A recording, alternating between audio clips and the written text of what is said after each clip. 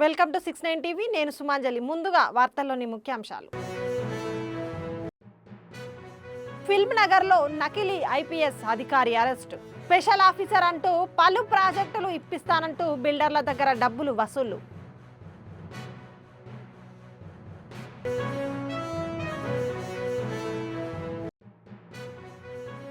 బీసీలకు 42% రిజర్వేషన్లు ఇస్తామని చెప్పి 17% మాత్రమే ఇచ్చారు. రేవంత్ పై కేటీఆర్ ఆగ్రహం.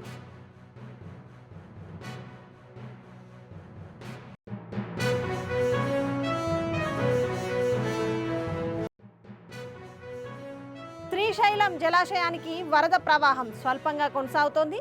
ప్రస్తుతం నీటి మట్టం 882.80 అడుగులు.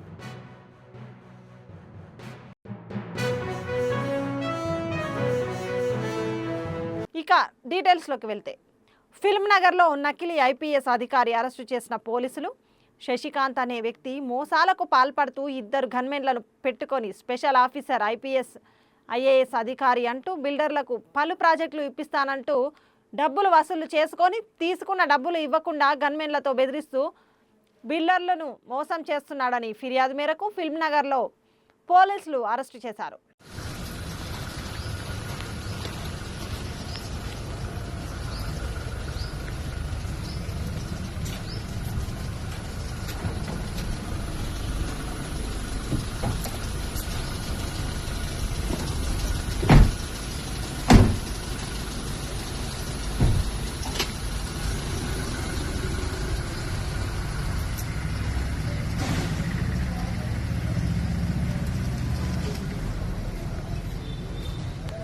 బీసీలకు 42% రిజర్వేషన్లు ఇస్తామని చెప్పి కాంగ్రెస్ పార్టీ మోసం చేసిందని బీఆర్ఎస్ వర్కింగ్ ప్రెసిడెంట్ కేటీఆర్ విమర్శించారు. వరంగల్ పర్యటనలో మాట్లాడుతూ కేసీఆర్ 24% రిజర్వేషన్లు ఇస్తే రేవంత్ రెడ్డి కేవలం 17% మాత్రమే ఇచ్చారు. బీసీలను మోసం చేసినందుకు రేవంత్, రాహుల్ గాంధీ క్షమాపణ చెప్పాలి.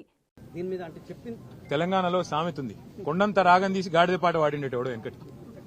కేసీఆర్ గారు 24% రిజర్వేషన్ ఇస్తే అది చాలదు, కేసీఆరే అన్యాయం చేసిండో అని ఇష్టం వచ్చినట్టు మాట్లాడి 42% ఇస్తామని బీసీల ఓట్లు కొల్లగొట్టి ఇవాళ రేవంత్ రెడ్డి గారు చేస్తున్న పని ఏంది? నేను సర్పంచ్ ఎలక్షన్లు అని చెప్పి సడన్ గా 6:30కు నోటిఫికేషన్ ఇచ్చింది. అందులో చూస్తే ఇప్పుడే మా గౌరవ శాసనసభ్యులు రాజేశ్వర రెడ్డి గారు, మా ఎమ్మెల్సీ శ్రీనివాసరెడ్డి గారు, మాజీ ఎమ్మెల్యే ధర్మారెడ్డి గారు చెప్తున్నారు, కొన్ని మండలాల్లో కనీసం ఒక్క ఊరు కూడా లేదు బీసీలకు రిజర్వేషన్లు. ఇంతకంటే అరాచకం, ఇంతకంటే కిరాతకం ఏదైనా ఉందో నాకే తెలియదు. మరి నేను ఇంకొక మాట కూడా అడుగుతున్నా, 42% అని చెప్పి కులగణన అని చేసి దానికి 160 కోట్లు ఖర్చు పెట్టి దానికి మళ్ళీ రాహుల్ గాంధీ కితాబులు ఇచ్చి ఇది రేర్ మోడల్. రేర్ అంటే ఏంటంటే అంటే రాహుల్ రేవంత్ మోడల్ అట. రేర్ మోడల్ అని పెట్టి దానికి కాంగ్రెస్ వర్కింగ్ కమిటీలో తీర్మానం పెట్టి ఓహో రేవంత్ రెడ్డి, ఆహా కాంగ్రెస్ అని ఊదరగొట్టి ఇలా పీకింది చివరికి. ఏం చేసినావు? 42% రిజర్వేషన్లను నమ్మబలికి బీసీల ఓట్లు కొల్లగొట్టి ఇవాళ 17% పరిమితం చేసినందుకు ముందు రేవంత్ రెడ్డి 2 చెంపలేసుకొని బీసీలను మోసం చేసినందుకు క్షమాపణ చెప్పాలి. సర్పంచ్ ఎన్నికల్లో ఇవాళ ఏ అరాచకమైతే చేస్తా ఉన్నారో, కొన్ని మండలాల్లోనే బీసీలకు స్థానం లేకుండా, రిజర్వేషన్ లేకుండా చేసి, కొన్ని జిల్లాల్లో కూడా లేకుండా చేసి దుర్మార్గం ఏదైతే ఈ ప్రభుత్వం చేస్తున్నదో దీనికి రాహుల్ గాంధీ క్షమాపణ చెప్పాలి. ఎందుకంటే బీహార్ ఎన్నికల్లో రాహుల్ గాంధీ అబద్దం చెప్పిండు. తెలంగాణలో మేము చేసేసినాం, 42% ఇచ్చేసినాం అని బీహార్ ఎన్నికల్లో చెప్తాడు, ఢిల్లీలో చెప్తాడు. అందుకే తెలంగాణ గల్లీల్లో ఉండే మా బలహీన వర్గాల సోదరులకు నా ప్రార్థన, దయచేసి కాంగ్రెస్ పార్టీ మిమ్మల్ని ఏదైతే నమ్మించి గొంతు కోసిందో బుద్ధి చెప్పండి. ఇవాళ పార్టీ రహితంగా జరిగే ఎన్నికల్లో సిగ్గులేదు ముఖ్యమంత్రికి, మంత్రులకు. పార్టీ రహితంగా జరిగే ఎన్నికల్లో పార్టీ పరంగా రిజర్వేషన్లు ఇస్తారట. ఆ ఎన్నికల్లో పార్టీ గుర్తే లేకపోయా. అసొంటప్పుడు నువ్వు పార్టీ పరంగా రిజర్వేషన్లు ఆడికెళ్ళిస్తావు అంటే నమ్మితే ఇక ఎన్ని అబద్దాలు చెప్తారంటే వాళ్ళకు నిజంగా వాళ్ళ నోర్లకు మొక్కాలే. మళ్ళొక్కసారి ఇవాళ వీళ్ళ నిజరూపం బయటపడ్డది. వీళ్ళు ఇన్నాళ్లు బీసీల కోసం కార్చిన కన్నీళ్లు మొసలి కన్నీరు అన్నది బయటపడ్డది.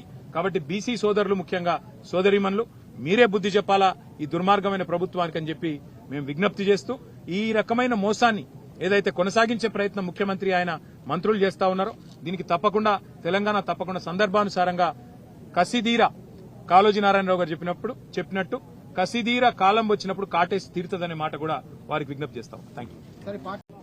వరంగల్ జిల్లా అంటేనే, ఓరుగల్లు జిల్లా అంటేనే ఆజంజాహి మిల్లుకు, అట్లాగే ఇక్కడ పండే బ్రహ్మాండమైన పత్తికి ఒక ఉపాధి కల్పించి ఈ జిల్లానే కాదు చుట్టుపక్కల జిల్లాల్లో ఉండే నేతన్నలకు కూడా ఆలంబనగా నిలిచిన జిల్లా వరంగల్ జిల్లా. అట్లాంటి వరంగల్ ఉమ్మడి ఆంధ్రప్రదేశ్లో ఆనాడు తన పూర్వ వైభవాన్ని కోల్పోయి ఇక్కడ ఉండే నేతన్నలు వలసబోయి సూరత్కి, షోలాపూర్కు, భివాండీకి వలసబోయే పరిస్థితి ఉమ్మడి ఆంధ్రప్రదేశ్లో వచ్చింది. ఆ పరిస్థితి మారడమే కాదు, మొత్తం వరంగల్ కూడా ఒక సూరత్ లాగా, తమిళనాడులోని ఒక తిరుపూర్ లాగా టెక్స్టైల్ హబ్ కావాలి, తిరిగి పూర్వ వైభవం వరంగల్కు రావాలనే ఉద్దేశంతో ఫార్మ్ టు ఫ్యాషన్ అంటే farm to fabric, farm to fashion అంటే ఇక్కడ నల్లరేగడి నీళ్ళల్లో పండే తెల్ల బంగారం పత్తిని లాభసాటిగా మారిస్తే రైతన్నకు లాభమవుతుంది, ఫామ్లో పనిచేసే రైతుకు లాభమవుతుంది. దాంతోపాటు ఇక్కడ మరి ఉండే మహిళలు ఎవరైతే ఈ ఫ్యాషన్ ఇండస్ట్రీలో, ఫ్యాబ్రిక్ ఇండస్ట్రీలో పనిచేస్తే వారికి కూడా ఉపాధి దొరుకుతుందనే ఉద్దేశంతో భారతదేశంలోనే అతి పెద్ద టెక్స్టైల్ పార్కు ఏర్పాటు చేసింది ఆనాటి కేసీఆర్ గారి ప్రభుత్వం. సరిగ్గా 8 ఏళ్ల కిందట 2017 అక్టోబర్ 22 నాడు పెద్దలు కేసీఆర్ గారు ఇదే ప్రాంగణంలో ఆనాడు కాకతీయ మెగా టెక్స్టైల్ పార్కుకు శంకుస్థాపన చేయడం జరిగింది. సరే, మధ్యలో కరోనా రావడం వల్ల 2 ఏళ్లు కొంత ఇబ్బంది అయినా చివరికి ఈరోజు ఇక్కడికి వచ్చి చూస్తే కైటెక్స్ లాంటి పరిశ్రమ, యంగ్ వన్ లాంటి పరిశ్రమ, గణేష లాంటి పరిశ్రమ ఇవాళ దాదాపుగా 25-30 వేల మందికి ఈ కాకతీయ మెగా టెక్స్టైల్ పార్కు నుంచి ప్రత్యక్ష ఉపాధి అవకాశాలు కల్పించే స్థాయికి చేరుకోబోతా ఉండడం నిజంగా కూడా చాలా సంతోషదాయకం. శ్రీశైలం జలాశయానికి వరద ప్రవాహం స్వల్పంగా కొనసాగింది. జూరాల ద్వారా 5,598 క్యూసెక్కుల ఇన్ఫ్లో నమోదు కాగా అవుట్లో నీల్గా ఉంది. పూర్తి స్థాయి నీటి మట్టం 885 అడుగులు కాగా ప్రస్తుతం 882.80 అడుగుల వద్ద నిలిచింది. మొత్తం నిల్వ సామర్థ్యం 215.807 టీఎంసీలుగా ఉండగా ప్రస్తుతం నిల్వ 203.429 టీఎంసీలుగా అధికారులు వెల్లడించారు.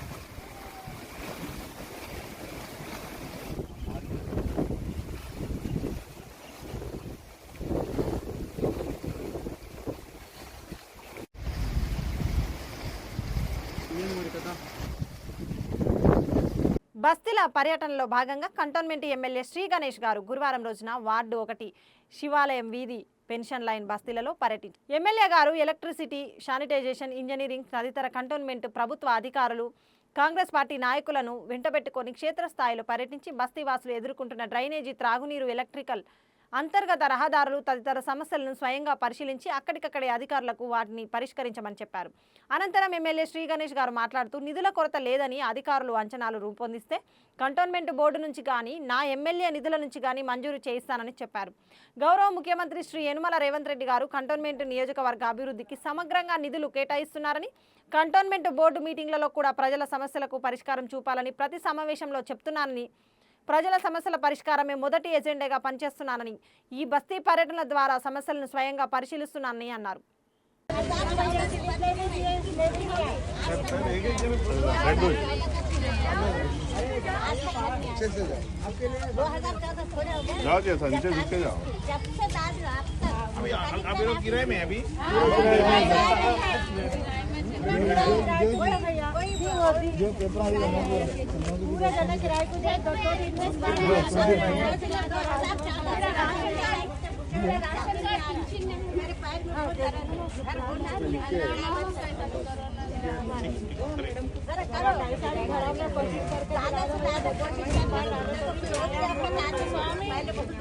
पूरा मैं भी सूरत देख के कांग्रेस को वोट डाला। एक ही बात बोली मैं, कांग्रेस को डालो सब हर चीज में कांग्रेस को डालो। अरे आपा को आवाज 10 बार चले जाना 50 पालन में 10 बार जाके डाल के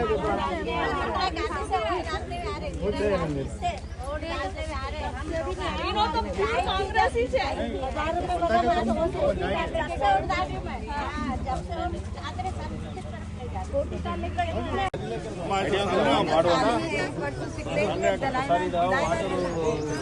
టైమింగ్ వస్తలేదంట, తక్కువ సమయం ఇడుస్తురంట. ఒకసారి చూడండి వీళ్ళకు వాటర్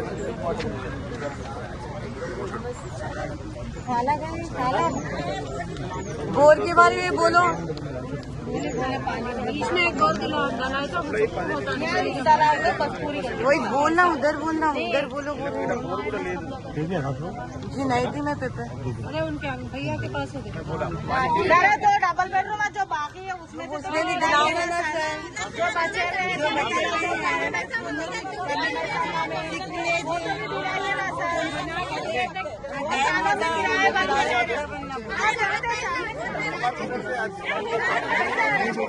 अभी किराए भी कितने सालों तक बस थोड़ी है। अभी इतने जनों से हम लोग जितने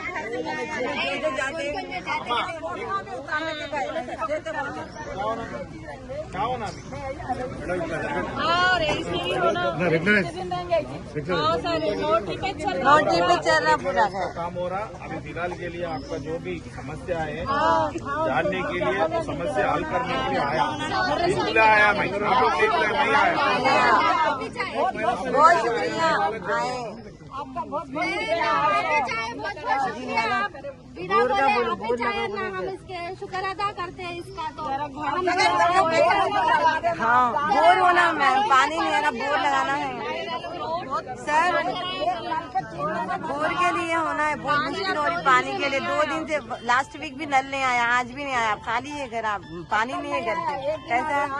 अभी पानी वाले से बात करा, पानी आ जाएगा आपको.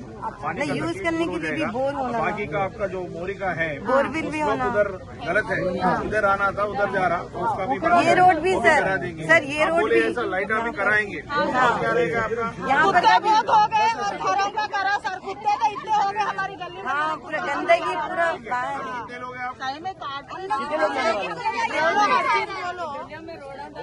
10-15 है। 10-15 कुत्ते हो गए।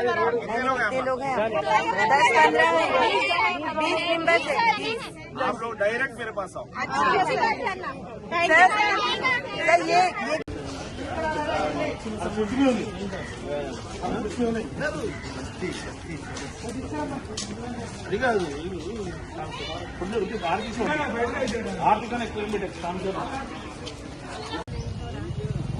वो क्या हो बोल रहा? क्या हुआ? क्या हुआ क्या?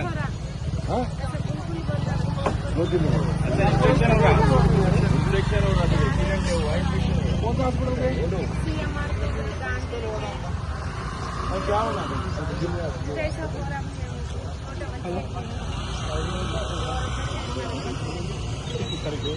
भैया से मिलो, बोलता हूँ. राष्ट्रीय स्वयं सेवक संघ अखिल भारत संपर्क प्रमुख రామ్లాల్ జీతో విద్యా ఐటీ శాఖల మంత్రి నారా లోకేష్ మర్యాదపూర్వకంగా భేటీ అయ్యారు. 2006-19 వరకు రామ్లీల్ బీజేపీ జాతీయ ప్రధాన కార్యదర్శిగా ఆర్ఎస్ఎస్లో వివిధ ఉన్నత హోదాల్లో పనిచేశారు. ఆర్ఎస్ఎస్ శతాబ్ది ఉత్సవాల్లో భాగంగా దేశవ్యాప్తంగా వివిధ రంగాల ప్రముఖులతో ఆయన సమావేశమవుతున్నారు.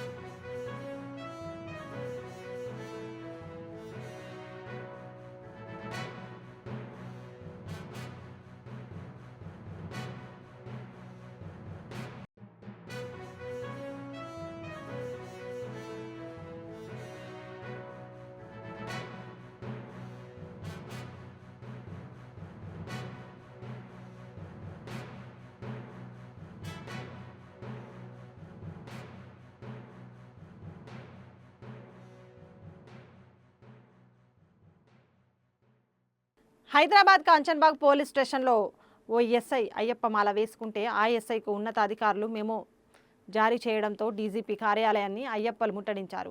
ఎస్ఐకు ఇచ్చిన మెమోను వెనక్కు తీసుకోవాలని డిమాండ్ చేశారు. డీజీపీ కార్యాలయం లోపలికి వెళ్లేందుకు యత్నించిన అయ్యప్ప స్వాములను పోలీసులు అడ్డుకున్నారు. పోలీసులకు అయ్యప్ప స్వాములను మధ్య వాగ్వాదం, తోపులాట జరిగింది. పోలీసులు ఆందోళన చేస్తున్న అయ్యప్పలను అరెస్టు చేశారు.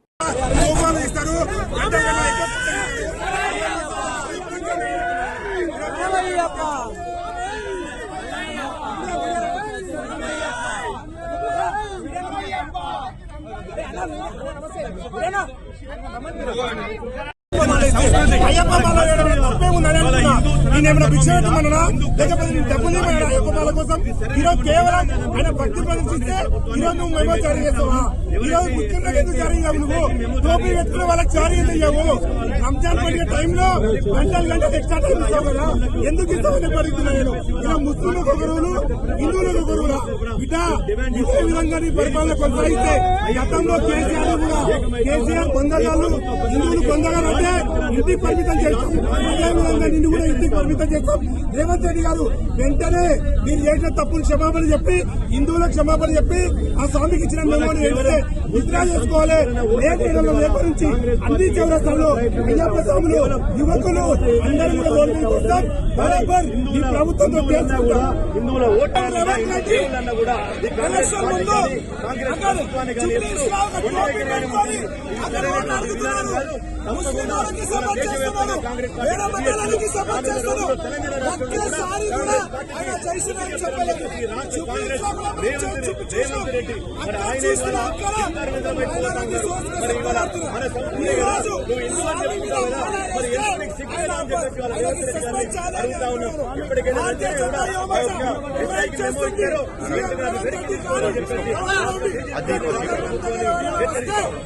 శబ్దను మీ దగ్గర వచ్చి ఏం చేయాలో మేము చేస్తున్నా.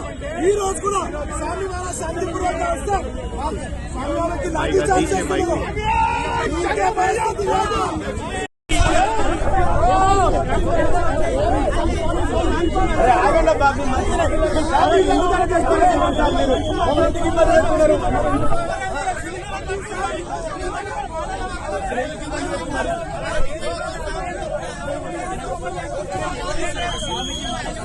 ఇది నిజంగా చాలా ఖండించాల్సిన విషయం. వల్ల అయ్యప్ప మాల ధరించుకొని మేము ఒక శాంతియుతంగా ఇలా పోలీసు డీజీపీ గారికి రిప్రజెంటేషన్ ఇవ్వడానికి వస్తా ఉంటే మా నాయకులకు అయ్యప్ప స్వాములలో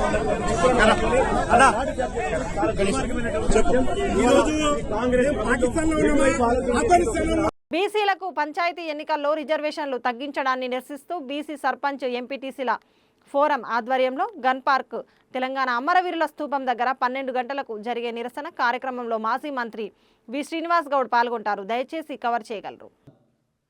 ప్రజల కొరకు చేసిన ఒక్క పని లేదు ఇప్పటి వరకు. ఇచ్చిన హామీల గురించి చర్చనే లేదు. 6 గ్యారెంటీల అమలు పక్కన పెట్టి ఆ 420 లిస్టు దేవలాడితే దాంట్లో ఒకటేమైనా జరిగిందా అంటే ఒకటి లేదు. పైగా ఇచ్చిన హామీలకు విరుద్ధంగా పనిచేస్తున్నారు.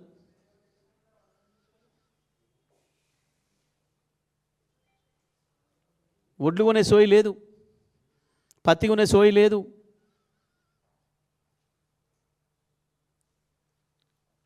పోయిన యాసంగి తీసుకున్న ఒడ్లకు సన్నోట్లకి ఇంతవరకు సబ్సిడీ ఇచ్చిన దిక్కు లేదు. ఓ దిక్కు కళ్ళాలలో మొలకొస్తున్నాయి ఒడ్లు కొనుగోలు కేంద్రాలల్లో. కావాలని చెప్పి దళారుల పాలు చేస్తున్నారు రైతాంగాన్ని. వాటిపైన లేదు సోయి. పొద్దున్న లేస్తే నీకెంత నాకెంత.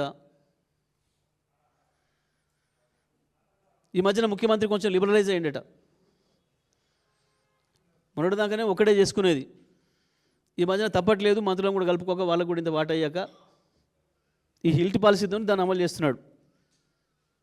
అందుకే చాలా ఐక్యమత్యంగా ప్రవర్తిస్తున్నారట ఇప్పుడు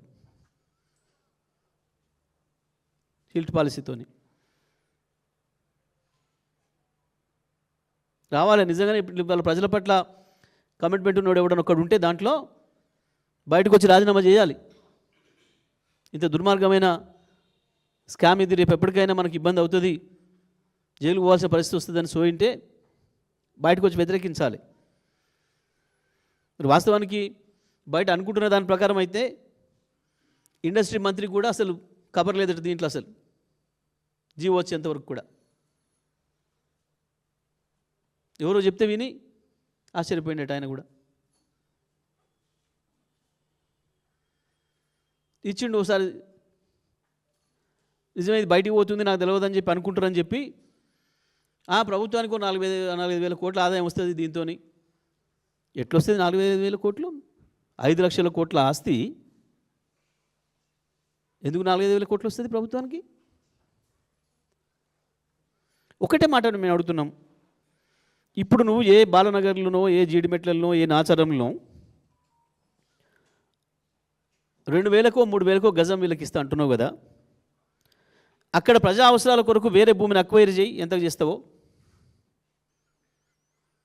జీడిమెట్లలో లేదా బాలనగర్లో 1 ఎకరాన్ని నువ్వు 9 కోట్లకో 10 కోట్లకో వాళ్ళకి ఇద్దామని అనుకుంటున్నావు. ఆ పక్కన 1 ఎకరం ప్రజా అవసరాల కొరకు, రోడ్లకు కావచ్చు ఇతర అవసరాల కొరకు అక్వైర్ చేయి ప్రైవేట్ వ్యక్తుల నుంచి. మినిమం 100 కోట్లు అవుద్దా కాదా? మినిమం 100 కోట్లు అవుద్దా కాదా?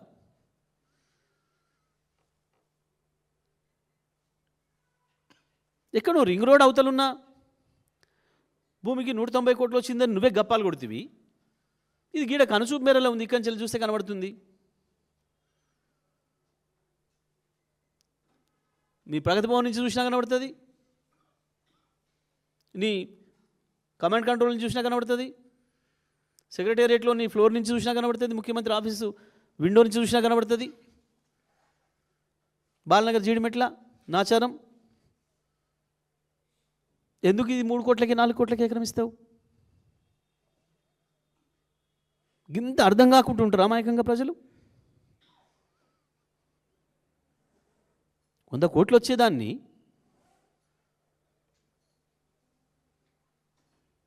ఎక్కడ లేదు ఇప్పటి వరకు.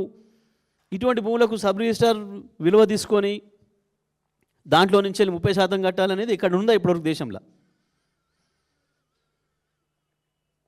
గత పాలసీ అని చెప్పి అంటున్నారు మీరు. గత పాలసీ ప్రకారం ఇప్పుడు ఎక్కడ చేసిన చూపించిన ఒకటి దాన్ని కూడా విచారణ చేయి. బులెటిన్ ముగించే ముందు హెడ్లైన్స్ మరోసారి. ఫిల్మ్ నగర్లో నకిలీ ఐపీఎస్ అధికారి అరెస్ట్. స్పెషల్ ఆఫీసర్ అంటూ పలు ప్రాజెక్టులు ఇప్పిస్తానంటూ బిల్డర్ల దగ్గర డబ్బులు వసూలు.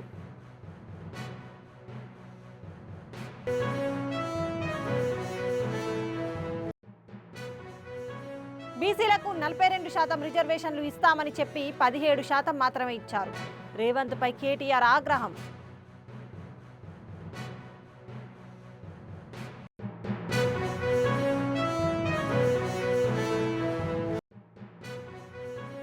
శ్రీశైలం జలాశయానికి వరద ప్రవాహం స్వల్పంగా కొనసాగుతోంది. ప్రస్తుతం నీటి మట్టం 882.80 అడుగులు.